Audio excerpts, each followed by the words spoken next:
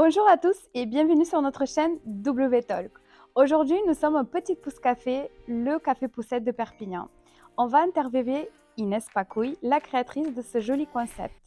Elle va nous expliquer son parcours en tant que femme entrepreneur, mais aussi un peu des coulisses de ce joli événement. Bonjour Inès, merci de nous recevoir dans cet havre de paix pour les femmes et les enfants. Comment tu vas aujourd'hui? Alors bonjour Irina, je suis ravie que tu m'accueilles sur ce podcast. Je vais très bien, je suis très heureuse d'être avec toi aujourd'hui. Merci beaucoup. Nous aussi, nous sommes très heureux. Pour la petite histoire, Inès et moi, on se connaît déjà. La vie nous a fait nous rencontrer dans des circonstances inhabituelles lors de notre, on va dire, passé, dans notre carrière passée. Et ça nous a fait en fait nous éloigner, nous retrouver dans des moments très surprenants. Donc très très contente de te voir aujourd'hui, de commencer cette série d'interviews avec toi. J'ai envie de commencer aujourd'hui par te demander qui es-tu Inès? Qui est Inès Pacouille? Qui se cache derrière ce joli concept Petite Pouce Café? Alors, je suis Inès Pacouille, j'ai 33 ans. Je suis maman d'une petite fille de 3 ans et je suis entrepreneuse. Donc, j'ai créé le premier café poussette de Perpignan et ça va faire bientôt 1 an. D'accord, très bien. Le fameux cap d'un an, du coup, C'est ça. ça marche. Et aujourd'hui, si tu devais donner une note sur 10 à, on va dire, à ta vie, voilà, en général, quelle note tu te mettrais? Alors, tu commences, directement avec des questions qui sont pas faciles. Je dirais que je donnerais un 7 sur 10. Pourquoi? Parce que, je suis très heureuse actuellement. Je fais quelque chose qui me plaît, qui m'anime. Je suis maman d'une merveilleuse petite fille et j'adore ce rôle. Vraiment, ça a été pour moi une révélation. J'imagine qu'on y reviendra. Hem Après, voilà, je suis dans les débuts, j'ai une entreprise naissante, donc évidemment, avec tout ce que ça comporte comme challenge, comme, problématique parfois, comme bonheur évidemment, donc il y a une progression, j'attends de progresser sur certains pans de ma vie et notamment sur le pan professionnel, puisque je suis au tout début. Mais je suis déjà très heureuse, de ma situation actuelle et de ma vie, aujourd'hui. Oui, parce qu'un 7, quand même, on est au-dessus de la moyenne, donc c'est plutôt pas mal. Oui. Et quelle serait, on va dire, comment tu divises ta vie? C'est quoi les sphères de ta vie, on va dire? C'est donc, je pense qu'il y a une sphère donc, pour le côté pro, je pense qu'il y a le côté famille, et après, c'est quoi en fait? Il y a les intérêts, il y a les amis, il y a le conjoint aussi. Voilà, donc comment toi tu divises un peu ta vie, ton temps et tes ambitions aussi, peut-être? Alors c'est pas facile en ce moment, puisque ma petite est rentrée à l'école, donc j'ai fait quand même un gros focus, sur elle ces dernières semaines. Mais on va dire que voilà, je découpe mon temps entre ma famille, mon travail évidemment qui prend beaucoup de place en ce moment, et aussi, mes amis qui sont très importants pour moi. Voilà, c'est quelque chose, sur lequel je peux pas rogner, voilà. Du coup, ce qui m'amène à sacrifier mon temps, de sport, par exemple. J'adore, faire du sport et en ce moment, j'en fais pas, voire très, très peu. Mais je sais que c'est temporaire et justement la nouvelle organisation, pardon, de la rentrée, le fait que je vais avoir une journée un peu pour moi, me permettra de retrouver ce temps, qui m'est cher, donc du coup de faire une activité sportive. D'accord. Et justement, est-ce que tu peux nous décrire un petit peu ton parcours professionnel ou ton parcours personnel aussi pour arriver à ce projet de Petite Pouce Café? Oui, alors, moi en termes d'études, j'ai un BTS, management des unités commerciales, que j'ai, effectué en alternance donc dans une entreprise de téléphonie. Heu, Très formateur cette expérience en téléphonie, vraiment Je ne très doute pas. intense. J'ai fait ensuite une année dans une bijouterie, rien à voir et j'ai eu l'opportunité ensuite de rentrer, dans la banque. Donc j'y ai passé 10 ans, j'ai fait plusieurs Joli métiers. parcours. Ce que je pense que je me suis un peu laissée porter, on va dire. Voilà, j'ai pas vraiment réfléchi à quel était mon but ultime professionnellement quand voilà, on termine ses études, j'avais pas de rêve particulier. Je savais qu'un jour, l'entrepreneuriat me titillerait un petit peu, mais j'étais beaucoup trop jeune et je me suis, voilà, un peu laissée porter. Donc la banque était une belle opportunité. Je savais qu'il y C'est avait une des structure aussi quelque part, ça t'offre, voilà. une stabilité financière, un cadre. Peut-être quand on a un certain âge, on cherche un peu à avoir encore le cadre familial, si je peux dire. Oui, c'est vrai, ça voilà, il y a des formations internes, donc tu te formes énormément. Il y a une structure, donc tu es accompagné aussi dans tes débuts de vie, dans le monde du travail et c'est vrai que voilà, la banque, c'est super dans le sens où, heu, tu sais que tu peux, parcourir des métiers différents, que tu peux te former aussi sur des choses différentes, donc en ça, ça m'a beaucoup apporté. Mmh. D'accord, et comment du coup, de la banque, du jour au lendemain, tu te dis: «Je vais faire un café poussette». En fait, qu'est-ce qui s'est passé dans ta vie personnelle, dans ta vie professionnelle, qui t'ait donné ce goût de challenge et de te dire: «Allez, maintenant on y va»? Alors comme je te disais, ça m'a toujours, je pense, un peu titillé ce goût de l'entrepreneuriat. Ça Voilà. venait d'où en fait ce goût déjà? Est-ce que tu as eu dans la famille peut-être, quelqu'un qui t'a impulsé ce fait, ou peut-être c'était on va dire un mouvement de masse parce qu'il y a quand même de plus en plus de jeunes filles qui se mettent à leur compte, ou des garçons aussi qui se mettent à leur compte, qui lancent des choses. Qu'est-ce qui a fait que voilà, Je t'avoue que j'ai jamais trop réfléchi à la question. Dans mon entourage, en tout cas plus jeune, j'avais personne qui était entrepreneur. Ma mère plus tard, a monté son magasin et ensuite j'ai rencontré, mon chéri qui lui a une entreprise. Donc c'est vrai que voilà, je l'ai connu mais sur le tard, mais je pense que cette envie est remontée, elle était plus ancienne que ça et je saurais même pas dire quelque chose d'interne, pourquoi. c'est juste une. C'était interne, mais Mmh. je savais que je voudrais avoir ma structure, mais pas pour avoir ma structure, je voulais créer quelque chose. Et voilà, c'était important pour moi qu'il y ait de la création, que je parte un peu de zéro et que je puisse créer quelque chose qui soit à mon image. Mais je ne savais pas dans quel secteur, je ne savais pas quoi. À la C'est recherche de venu cette fameuse après. idée, qu'est-ce que je vais Exactement. apporter de plus à la société? D'accord. Exactement. Et puis, je suis devenue maman.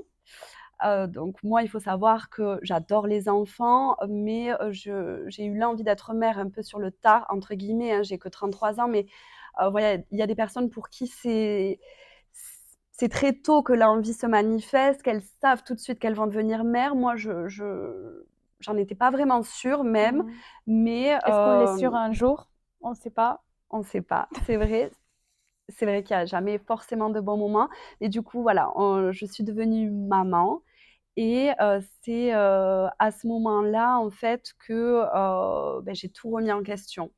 C'est-à-dire que j'avais envie de faire quelque chose qui me fasse vibrer, vraiment.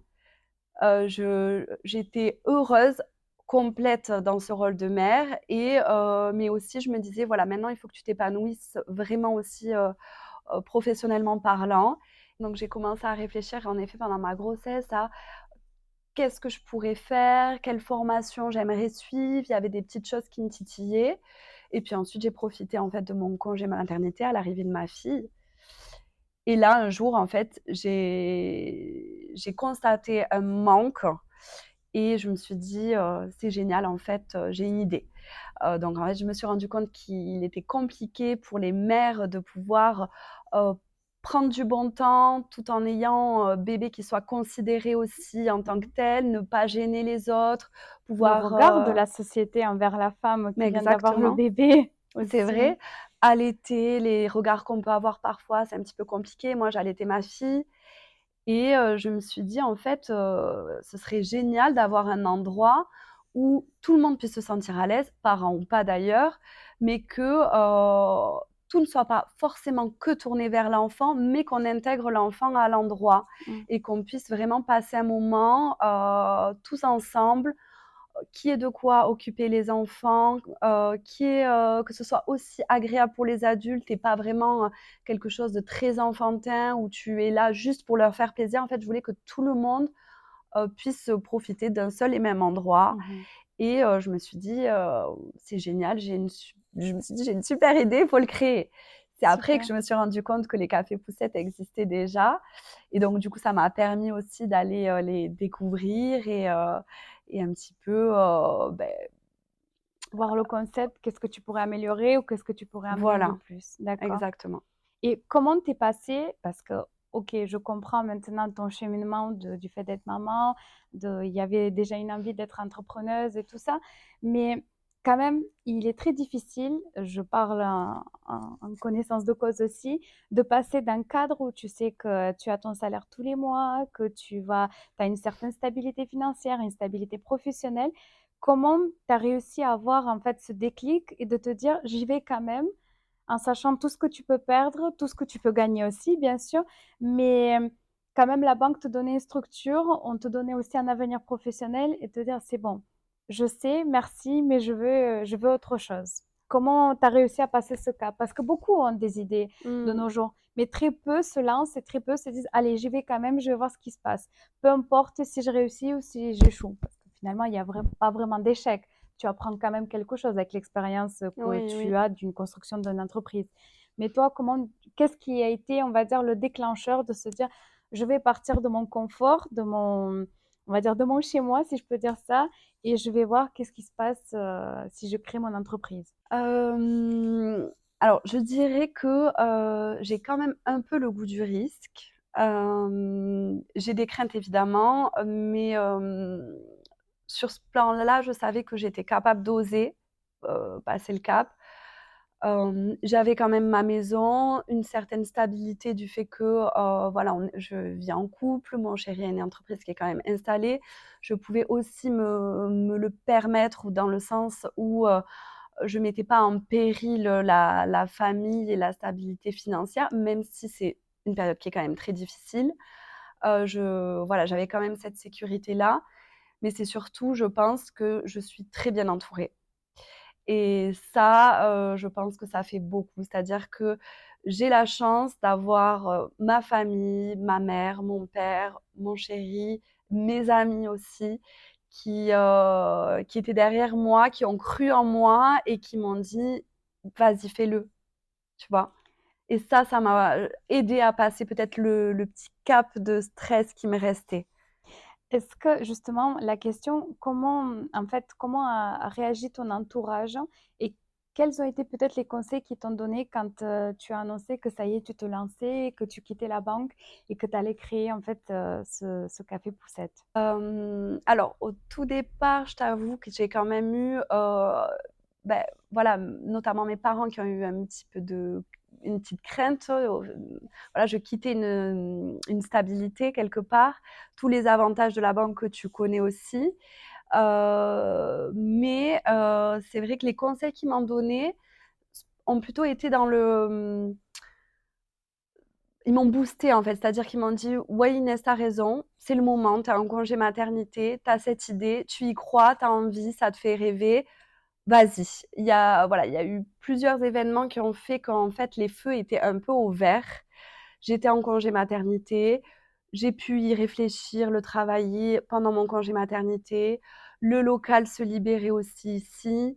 Voilà, il y a eu plusieurs, Les voyants verts, planètes, elles étaient les alignées. planètes étaient alignées. Ils m'ont dit: «Vas-y Inès, on croit en toi, fonce» et ça a vraiment été un élan pour moi, ça m'a boostée vraiment. Quel conseil donnerais-tu à un jeune entrepreneur s'il devait se lancer aujourd'hui? S'il faut lui donner un seul conseil, quel lui dirais-tu? Je lui dirais de foncer, mais je lui dirais que même si tout n'est pas parfait et c'est là où des fois moi j'ai un petit peu de mal, c'est que j'ai envie que tout soit impeccable, lance-toi et tu peaufineras après. Parce que sinon on attend, on repousse et on se crée peut-être un stress. Enfin, voilà, des fois, lance-toi et les détails, tu les peaufineras, sur le tas. On a déjà discuté, toi et moi, sur des sujets d'entrepreneurs. Même si on regarde l'historique, les plus grandes maisons de luxe, on va dire des joailleries, de prêt-à-porter, voilà, de toutes, même d'automobile, on le voit qu'il n'y a jamais de moment parfait pour créer son entreprise parce qu'il y a eu des entreprises qui sont créées pendant les guerres, pendant les récessions. Donc, ce que tu dis, enfin, j'approuve complètement. Il n'y a jamais de moment parfait, ni dans ta vie personnelle, ni dans la conjoncture économique. Donc, Mmh. si on peut vous dire juste, lancez-vous et vous verrez, vous apprendrez sur le temps. Et maintenant, du coup, avec un peu, on va dire, si on revient sur tout ce temps avec le préparatif de l'entreprise, la création, le lancement, Quels ont été les plus gros défis que tu as dû surmonter pendant cette année, on va dire, ou même presque 2 ans? Hem, les plus gros défis? Alors, ce qui pour moi a été difficile, c'était la période où, j'étais un peu entre 2 eaux. On Tu t'en souviens? On travaillait ensemble à ce moment-là. Donc mon congé maternité se termine. J'ai mon idée, je commence à y travailler dessus, mais c'est trop frais, donc il faut que je reprenne le travail, sans savoir si finalement je pourrais aller au bout de Oh, cette idée. Donc je reprends le boulot en me disant, en fait, il fallait que sur tous les plans, je travaille. C'est-à-dire, je voulais pas me griller des cartes non plus à la banque, parce que j'étais quand même plutôt bien, dans la banque. Voilà, je me disais que potentiellement, si je n'allais pas au bout du projet, je pourrais continuer encore un petit peu à évoluer dans la banque et je voulais pas me griller des cartes. En même temps, j'étais mère et en même temps, je peaufinais mon projet. Donc cette période-là, elle était un peu compliquée parce qu'il fallait que je sois un peu partout en même temps, sans savoir ce qui allait vraiment aboutir et quelle allait être l'issue finalement. Donc c'était, voilà, un peu être sur tous les fronts en même temps, sans avoir vraiment, sans savoir vraiment où j'allais. Ça a été pas facile. Après, quand ça s'est concrétisé, évidemment, les partenaires financiers, est-ce qu'on allait me suivre? Là, très j'allais au bout important, de oui. mon projet, c'était ficelé. Maintenant, il fallait que quelqu'un croie en moi. Donc ça, c'était une période quand même qui était intense. Et puis après, je dirais que, la période intense, elle est aussi maintenant. Donc il y a eu l'ouverture, voilà, s'adapter, donc ça, c'est ce qui est pas évident. La lune de miel est terminée parce que c'est Exactement, l'excitation du début, je suppose? ouais. Et donc, comme tu le sais, Irina, je bosse aussi avec ma maman. Donc, c'est incroyable à vivre parce qu'on a vraiment confiance 100% l'une en l'autre. Je ne pourrais pas rêver mieux comme partenaire. Mmh. On forme vraiment une équipe. Après, évidemment, il faut apprendre et c'est plus facile de communiquer, on met moins de gants, on va dire, avec les gens qu'on connaît qui nous sont vraiment proches. Donc forcément à certains moments, ça peut créer des C'est petites explosif. étincelles. C'est Exactement. Donc ça, c'est un travail aussi que j'apprends à faire, c'est, d'essayer de prendre un peu de distance parce qu'il y a quand même du stress. le management familial, c'est le management le plus difficile à faire. C'est, pas évident. Management famille, amis et pourquoi on dit ne jamais créer de société entre amis? Parce que c'est plus difficile à se dire les choses. Des fois, on met pas assez de distance et après ça peut créer des tensions. Mmh. Mais dans votre cas, si je peux me permettre, vous savez en fait mettre de l'eau dans votre vin aussi. Dans le sens, c'est que même s'il y a eu une difficulté, un stress supplémentaire ou peut-être des tensions, vous savez en fait passer dessus et revenir et rebosser ensemble. Donc ça, c'est tout Oui, à votre honneur aussi parce que vous ne restez pas sur vos problématiques, vous avancez. on s'aime tellement que finalement, on sait très bien qu'un petit souci dans le travail va pas venir entacher cette relation. C'est certain. Et du coup, dans tout ça, on parle de ton rôle de, on va dire, de maman, de fille. Heu, Est-ce que en tant que femme, vraiment en tant que femme, tu as vu, tu as décelé des difficultés dans la création d'entreprise, des choses, auxquelles tu n'accédais pas parce que tu étais une femme? Parce qu'on parle beaucoup d'égalité homme-femme dans le travail, mais aussi dans l'entrepreneuriat. Est-ce que ce côté-là, tu l'as déjà ressenti ou tu as senti certaines frictions parce que tu étais une femme, tu accédais pas à certaines choses ou pas du tout, c'est tout a été, Non, j'ai pas ressenti ça, non, j'ai pas senti de problématiques liées au fait que je sois une femme pour entreprendre. Hem, non, tant mieux, j'ai envie de te ouais, dire tant mieux non. parce que souvent quand on pose la question, on a un laïus qui se porte sur plusieurs heures et on nous explique à quel point c'est difficile. Donc c'est En plutôt tout cas, pour créer l'entreprise. Après, ce que je peux dire, c'est qu'en tant que femme, et mère aussi, mais bon, c'était pas la question, il y a quand même, on voit qu'il y a quand même encore des inégalités qui subsistent dans, la répartition de la charge mentale. Voilà, ça, oui, mais ça, c'est plutôt du quotidien, des choses à mettre en place. dans le couple, par exemple.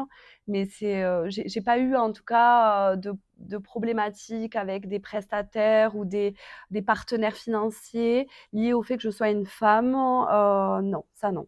Tant mieux, tant mieux. Là, tu as soulevé un problème.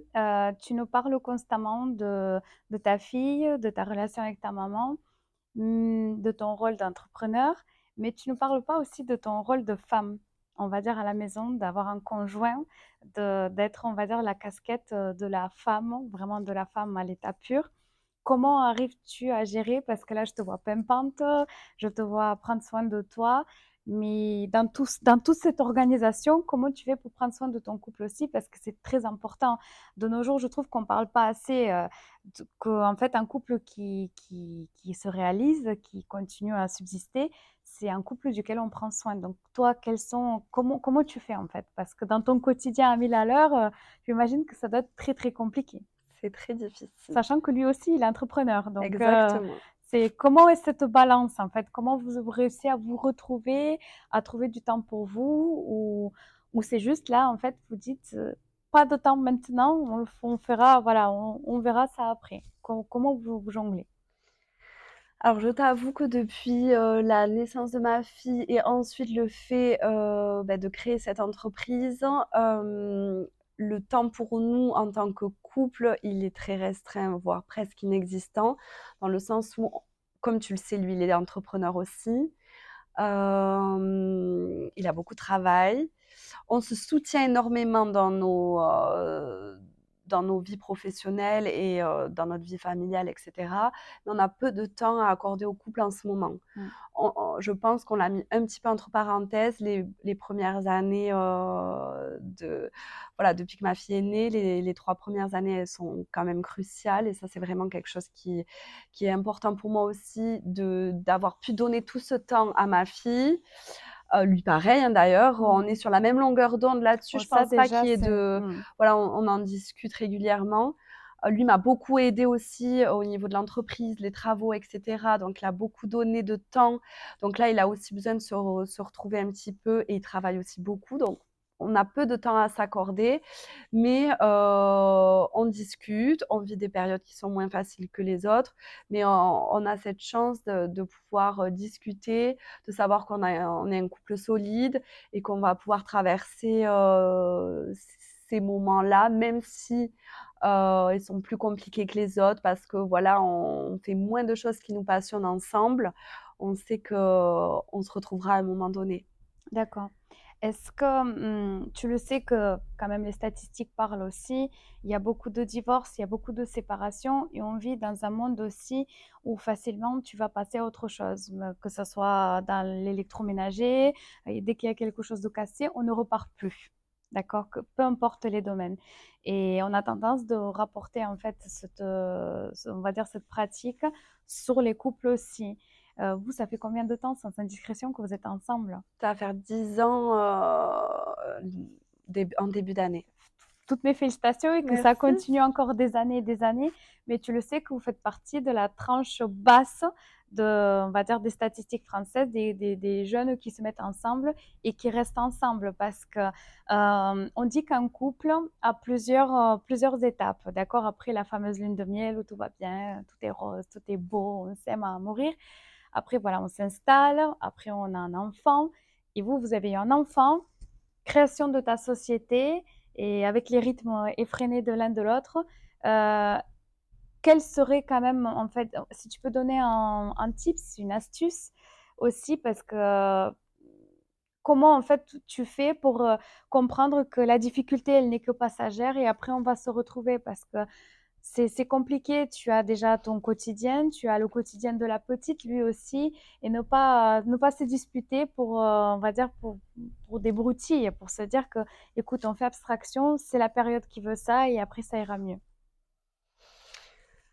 Si j'ai un tips à donner, c'est vraiment la communication qui est la clé parce que du coup, on est sur la même longueur d'onde. Mmh. Donc, il n'y a pas de décalage. Lui est pas en manque de ce moment-là parce que lui aussi est très occupé. Mmh. On sait que notre temps, on le consacre à la famille, à nourrir ce cocon familial avec notre fille, qu'on s'accorde des moments, lui et moi, de pause où lui est avec ses amis, moi avec Très les miens. important. Aussi, évidemment, des moments entre nous. Ils sont assez rares. Et du coup, comme on est sur la même longueur d'onde et que tous les deux, on est OK avec ça pour l'instant, ça va. Il y aurait une difficulté si on était en décalage et que Décalage. l'un ou l'autre attende plus.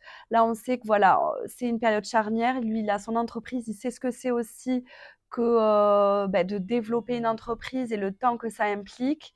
Mmh. D'ailleurs, lui a ralenti un petit peu Son son activité? activité dans le sens où il travaille un petit peu moins. En tout cas, avant, il travaillait 6 jours sur 7.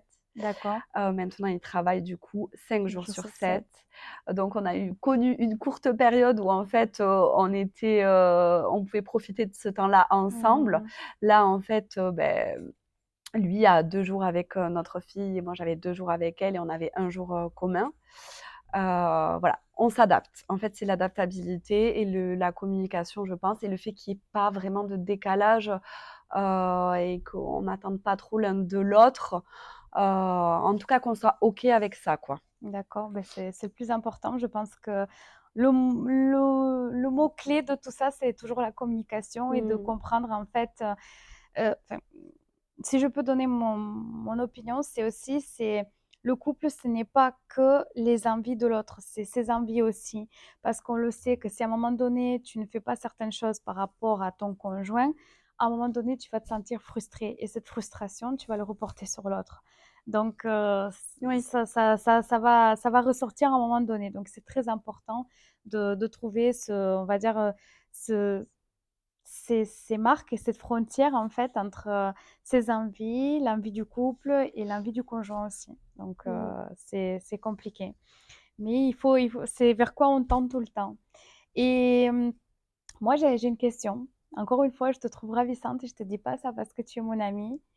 Comment Merci. réussis-tu à prendre du temps pour toi, pour voilà, pour se faire du bien, pour prendre soin de soi, parce qu'on le sait, on est des femmes, la société attend de nous qu'on soit belle, mais le temps, on ne le donne pas forcément parce qu'on travaille presque à un rythme qui nous permet pas en fait de prendre du temps pour nous, parce que toutes ces étapes-là, moi-même je sais, ça prend du temps. Donc comment tu fais dans ton quotidien?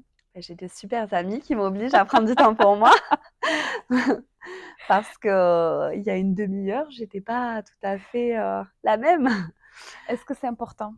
C'est important, oui. C'est vrai que des fois, dans le rythme, effréné qui est ce début de rentrée, c'est un peu compliqué, mais c'est quelque chose qui me plaît aussi. J'aime beaucoup, voilà, prendre soin de moi, me sentir bien. Comme on disait, c'est vrai que c'est pas pour plaire aux autres, c'est surtout pour ça nous donne une force aussi de se sentir bien dans ses baskets et de voilà porter une tenue que l'on aime, se maquiller un petit peu. Moi, ça fait partie des choses qui vont aussi me donner du courage pour la journée à venir. Mmh. Donc j'essaye de prendre ce temps-là aussi. Et des fois, j'ai voilà, mes amis qui me remettent sur le droit chemin quand je pars un petit peu en live, comme on dit. Inès, quelle est la place de la femme aujourd'hui dans notre société? C'est pas facile de te répondre. Je pense que, à mon sens, la femme, elle est multicasquette. D'accord. Mais cet effet de multicasquette, est-ce que tu penses qu'il vient on va dire de la demande qu'on a eue toutes d'être égales aux hommes, ou est-ce que ça vient de la société qui a changé? Est-ce que tu peux développer un peu plus ce côté multicasquette? Qu'est-ce que tu sous-entends par là et comment en fait on peut gérer? Parce que quand même ça doit être une sacrée charge mentale aussi d'être multicasquette quand tu dois penser aux courses, à la maison, à ton entreprise, à ton couple, à toi en tant que femme. Comment toi tu le vois? Alors, je soulève des questions, hein, j'ai pas de réponse toute faite à ça.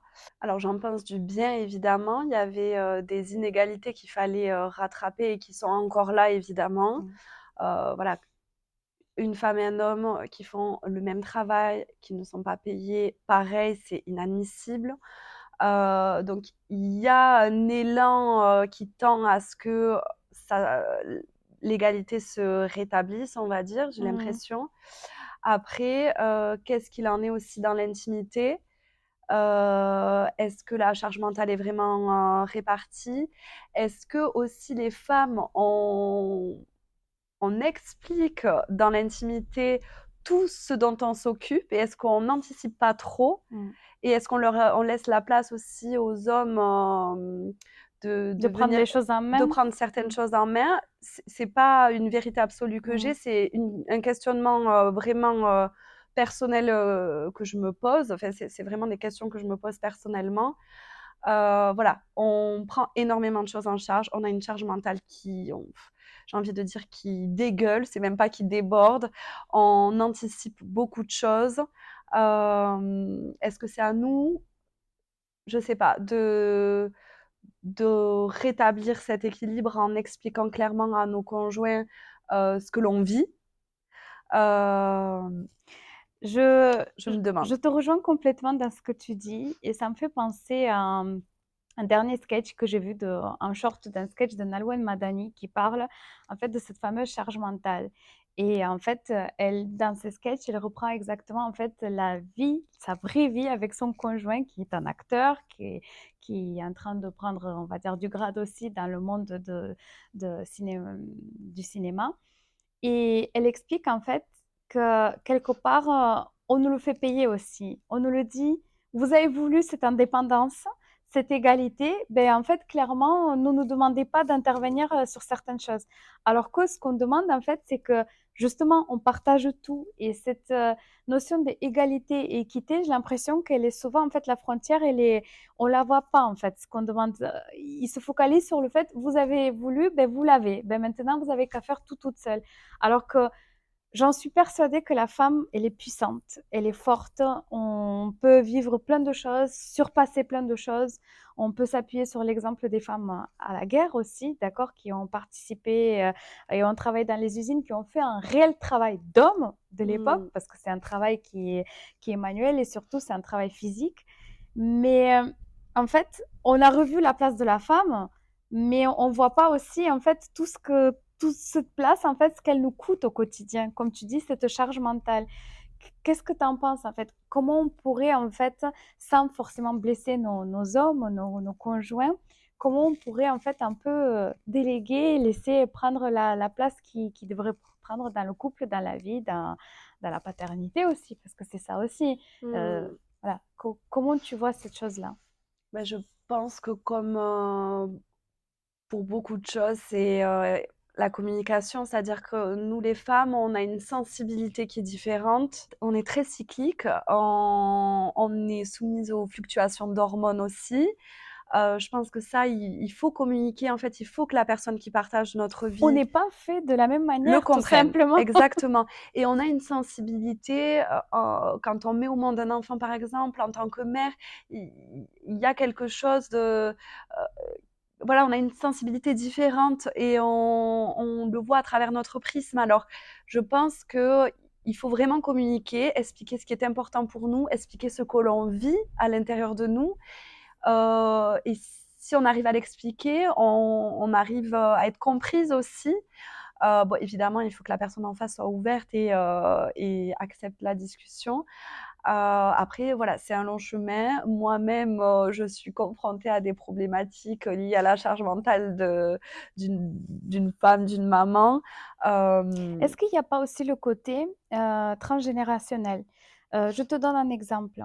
Quand toi, tu essaies d'agir d'une certaine manière avec ton conjoint, lui est plutôt d'accord, vous êtes d'accord tous les deux, mais tu as ses parents ou tes parents, en fait, qui te regardent d'un mauvais œil, qui te disent, mais non, de notre temps, la femme ne faisait pas ça, ou en fait, la femme, elle prenait en charge ça, ce n'est pas à l'homme de le faire, ou des choses comme ça. Parce que moi-même, je l'ai vécu, où j'ai eu une phrase qui m'a été dite, oui, mais c'est normal, lui, il travaille.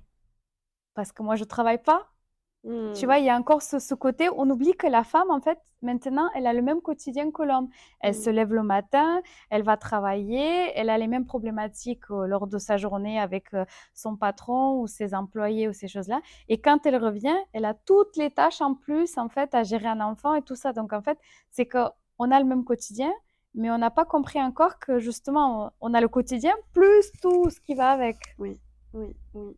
Alors j'ai pas personnellement de pression,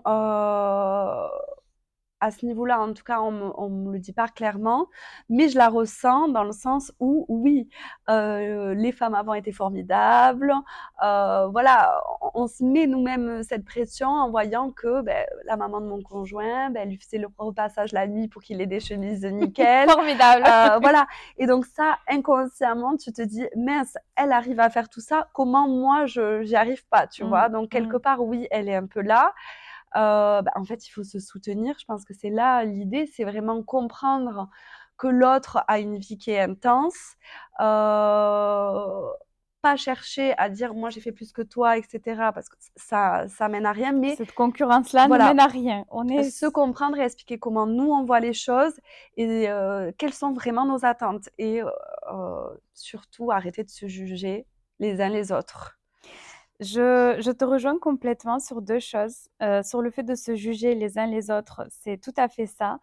Ça me fait sourire parce que je pense que toi, en plus, qui es dans la petite enfance, tu dois avoir ces fameuses mamans parfaites qui vont te dire, j'ai eu le temps de faire des gâteaux maison, sans gluten, sans ci, sans ça. Je suis allée faire du pilates, j'ai fait ci, j'ai fait ça. Voilà, elle a un quotidien 1000 à l'heure. Et toi, tu te dis à côté, en fait, ben, j'ai pas eu le temps de faire ça. J'ai acheté un gâteau tout prêt. Voilà, des choses comme ça. Donc, on a tendance à se comparer sans savoir exactement ce qui se passe dans la vie, en fait, de ces personnes-là, à l'intérieur de leur couple, de leur famille. Parce que quand on creuse, des fois, on découvre des choses pas très sympas, des femmes au bout de burn-out à la maison, des sujets qu'on ne traite pas forcément, on en parle très peu, des femmes qui sont exténuées peut-être de passer leur nuit à repasser, là j'extrapole un peu, ou de s'occuper de leurs enfants, de leur maison, de leur carrière, de tout ça. En fait, on ne peut pas être parfaite. Et comme je le dis toujours, on ne peut pas être à 100% dans tous les domaines. Il y a Ouais. toujours un domaine, on va délaisser un peu, mais c'est toujours de faire le jonglage et la balance, de se dire, aujourd'hui je fais un peu là, demain j'en ferai un peu là, et finalement, voilà, tout va rouler parce il y a un peu de tout. Mm, mm. Et une autre chose qui m'a fait beaucoup sourire dernièrement, je pense qu'on est toutes dans ce cas, la fameuse série Desperate Housewives. Toi, quand tu étais jeune, quelle était l'actrice, on va dire le personnage qui te faisait rêver? Ah, mais c'est Eva Longoria, bien Donc, sûr. Gabrielle Solis, on est toutes Ouais. d'accord. Maintenant, avec du recul, est-ce que c'est toujours elle qui te fait rêver? Alors, je me suis pas posé la question. Ça Parce fait très longtemps que j'ai pas vu la série. Moi, je l'ai revue cet été. Je peux te dire qu'avant, je m'identifiais, je me croyais Gabrielle Solis. Et maintenant, je comprends tout à fait que je suis Brie Van de Camp. Qu'en fait, je suis complètement obnubilée par ma maison, par tout ce qui va avec, d'avoir, on va dire, cette image de couple parfait, de famille parfaite, alors que la vie me montre plein de fois que rien n'est parfait dans une vie et Mm. que tu ne peux rien programmer, que voilà, il y a des choses qui arrivent. Mais je serais curieuse de savoir, essaie de la revoir un petit peu, Je revois. de... Alors, je dirais qu'à l'heure actuelle, peut-être je m'identifierais plus à Linette. Ah ben voilà, on est plein Le dedans. côté entrepreneuriat, gestion des enfants, de la famille, etc. Tout en même temps, courir tout le temps, pas le temps de trop prendre soin de soi, etc. Ouais, là, c'est l'image qui me vient Mais toujours une excellente amie, en hein, ce moment. toujours présente, là Ouais, pour ses amis et toujours là pour les bons et les mauvais ouais. côtés de la maison et de la vie, quoi. Mm, C'est très intéressant mm. de Ouais, c'est regarder vrai. comme quoi dans notre vie, plus on avance, plus notre regard il On change. évolue. Ouais. Et tu vois, quand on parlait aussi de la place de la femme, je pense que il faut aussi un petit peu modifier l'image qu'elles ont les adolescentes de nos jours. Toi qui côtoies, on va dire, les enfants en bas âge, comment tu vois maintenant la maternité, les mamans, comment elles sont avec leurs filles, leurs enfants? Est-ce que tu penses qu'elles les éduquent d'une autre manière que nos mères nous ont éduqués ou que nos grand-mères elles ont éduqué nos parents? Alors moi, c'est pour moi quand même quelque chose d'essentiel depuis que je suis devenue maman, mais même avant, je pense, c'est, l'importance que je donne à, cette période de petite enfance, ce chamboulement aussi qui est la maternité. En fait, je voulais aussi, en ouvrant, Petite Pousse, apporter du soutien aux mères pour qu'elles Mmh. puissent donner le meilleur d'eux-mêmes, à leurs enfants parce que c'est crucial, en fait, d'être là, d'être présente, d'être un pilier pour ses enfants, d'être une figure rassurante, de voilà, cette période-là, je pense qu'elle est vraiment cruciale dans le développement de Mais est-ce que l'enfant. tu trouves que la société te donne ce temps pour que tu sois présente? Non, non. La plupart du temps, quand on voit qu'une mère, elle reprend le travail à 2 mois et demi, C'est compliqué, même, je vais te dire autre chose. On va revenir sur ton projet, on va dire sur ton parcours, à la banque. Est-ce qu'à un moment donné, tu pas senti en fait cette pression sociétale que quelque part c'est le moment de faire un enfant, mais dans ta carrière ce n'est pas le moment? Cette mmh, balance de savoir en fait, est-ce que je m'écoute? Est-ce que j'écoute la société ou est-ce que j'écoute, mon employeur quelque part? Enfin, c'est pas mon mmh, employeur, mais c'est on va dire ta carrière et tout ça. Parce qu'on le sait tous que malheureusement, dès que tu tombes enceinte, voilà, c'est tu as une vie qui se crée en toi, donc tu peux être plus fatiguée, tu peux être absente du travail, tu peux, voilà, des fois être là sans être là, avoir envie de dormir. Automatiquement, ton corps change. Donc, tu ne peux pas être la même personne, on va dire, travailler 60 heures par semaine tout en étant enceinte. Je suis d'accord, il existe des femmes qui sont des, des terminateurs, on va dire, de l'enfance et de la grossesse. Mais clairement, le cycle et on va dire le physiologique fait que tu n'es plus la même. non. Donc, qu'est-ce que tu en penses de tout ça et de cette place que tu dois trouver toujours et comment est-ce que toi, tu n'as pas senti une pression? Comment tu vois tout ça en Alors fait? moi, j'ai pas vraiment senti cette pression au travail du fait que, la grossesse allait potentiellement me pénaliser sur mon évolution. Je sais que d'autres l'ont senti, que toi, tu as pu le sentir aussi. Mmh. Par contre, moi, c'est plutôt, hem, comme tu dis, on a évolué sur certaines choses, on attend des femmes la même chose que les hommes, sauf que clairement, quand une femme est enceinte, qu'elle s'apprête à devenir mère, il y a un chamboulement, il y a de la fatigue. Forcément, on ne peut pas être à 200% dans le travail, comme si de rien n'était. Évidemment qu'il se passe quelque chose à l'intérieur de soi, qu'on n'est pas totalement la même. Et ça, c'est vrai qu'on attend de nous d'être parfait jusqu'au bout. C'est C'est-à-dire ça. jusqu'au moment où tu pars en congé maternité, il faut que ton travail soit le même, que tu travailles autant, que tu te donnes à fond. Moi, je sais qu'à cette période-là, j'ai géré 2 portefeuilles en même temps. Voilà, on avait quelqu'un qui était absent sur l'agence et j'étais sa binôme, donc il fallait gérer. Clairement, j'étais épuisée. Mmh. J'étais épuisée et ça, c'est vrai que, la société le voit pas. En fait, c'est voilà, on est enceinte, on est les mêmes. Il se passe Mmh. rien pour eux, en fait, tu vois? Jusqu'au moment où tu pars. Après, tu deviens une autre personne, après tu deviens une mère. Mmh. Mais pendant ce temps-là, il faut que tu sois exactement la même, que tu produises autant et ça, je l'ai ressenti, ouais. Mmh.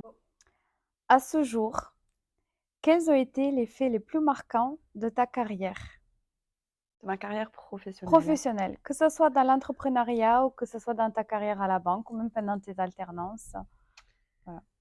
Hem Ça me demande un petit temps de réflexion. Les faits les plus marquants de ma carrière professionnelle, hem, Peut-être tu as eu un mentor, quelqu'un qui t'a inculqué quelque chose, qui t'a donné envie de faire, on va dire, petite pouce, qui qui t'a soutenu dans ça, qui t'a donné plus de confiance en toi ou peut-être une promotion, un poste?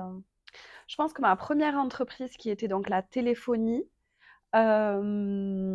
c'était quand même un rythme très difficile pour quelqu'un qui sortait de l'école comme moi. J'avais Mmh. 18 ans, je devais aussi étudier le soir Oui, donc voilà, l'alternance, c'est quand même, une période qui est très pas formateur facile, quand même, qui hein? est formatrice évidemment et je sais que j'étais avec mon ancien patron et on s'apprécie énormément maintenant, mais on avait eu une petite friction un jour, voilà, sur une problématique. Il devait m'envoyer sur un magasin, je voulais pas y aller parce que je pouvais pas par rapport aux Mmh. horaires, et cetera.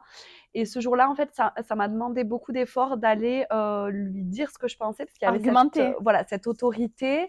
J'étais jeune, ça m'a demandé beaucoup d'efforts et c'est vrai que le fait de l'avoir fait, je pense que ça a changé notre rapport. C'est-à-dire qu'il m'a Mmh. vu comme quelqu'un d'égal, à son niveau, entre guillemets. Il Oui. m'a plus vue comme une enfant. Mmh.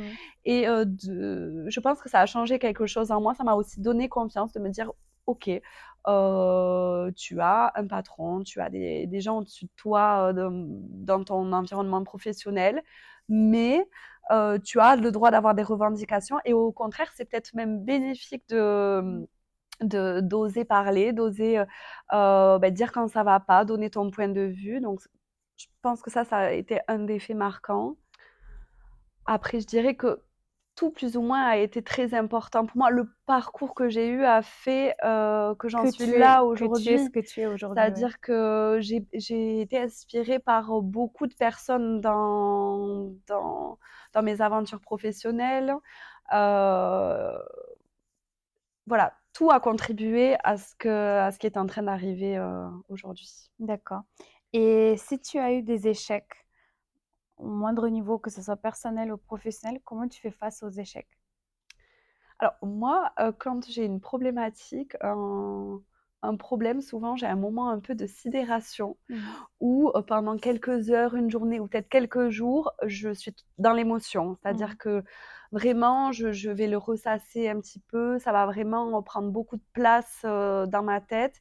Mais je me connais assez bien pour dire que maintenant, une fois que ce moment de sidération et il est important qu'il soit là et passé, tac, Tu trouves une je solution? reprends les rênes en fait et je me D'accord. dis: «Ne te laisse pas abattre Inès, de toute façon, il y a pire malheureusement dans la vie. C'est une période, difficile, OK, mais tu vas la surmonter» et je me le dis de plus en plus maintenant, je me suis dit: «OK, tu as voulu être, entrepreneuse, voilà, tu as une période difficile, tu dois la surmonter, c'est ton job en fait, donc Mmh. vas-y». D'accord. Écoute, là, je vais te proposer de faire un petit jeu de questions-réponses. Je vais te poser certaines questions et je te demande de répondre du tac au tac, le plus rapidement possible, sans réfléchir, les premières choses qui te viennent à l'esprit. OK. Es-tu prête? Oui. Allez, on y va. Qu'est-ce qui t'inspire le plus? Qu'est-ce qui m'inspire le plus? Les grands sportifs, je pense. Les gens, en fait, qui partent des fois avec des difficultés et qui font des choses extraordinaires, qui suivent leurs rêves, qui suivent leur why. Mhm. Ça m'inspire énormément. D'accord. Et quelle est la personne qui t'inspire? Alors ça, c'est une question, tu me l'as déjà posée Oui. et j'y ai beaucoup réfléchi Et et c'est même pas moi qui te le posais. On a suivi en fait une une masterclass toutes masterclass. les deux. Ouais, Moi, j'ai répondu et toi, tu n'as pas su répondre. ouais. Est-ce que depuis ce temps-là, tu as trouvé ta personne inspirante? Alors, je répondrai pas, une personne inspirante parce qu'en fait, je me suis rendu compte que ce qui m'inspirait vraiment, en fait, que j'ai des choses inspirantes dans chaque personne de mon entourage. Et Mmh. vraiment, quand je dis que je suis très bien entourée, c'est que j'ai des amis formidables dont tu fais partie et Merci. que chacune, vous m'inspirez à votre manière. L'une pour Pour différentes voilà, pour raisons. différentes raisons, l'une pour son humour, l'autre pour sa capacité à organiser, etc. Et en fait, je pense que vraiment, je puise ça dans les personnes de mon entourage, mes parents, mon chéri, mes amis, et vraiment, je prends, là, j'essaye de m'inspirer de tout ce qu'elles ont d'extraordinaire. Et on D'accord. dit souvent qu'on est la moyenne des 5 personnes que l'on côtoie le Oh, plus. côtoie, oui, tout à fait. Et quand je fais le bilan des personnes que je côtoie le plus, voilà, j'espère être à leur hauteur parce que vraiment, je suis entourée de personnes géniales, quoi. C'est super. Ta plus grande fierté personnelle? Ma fille, J'en étais certaine que tu ma allais me fille, dire ouais. ça.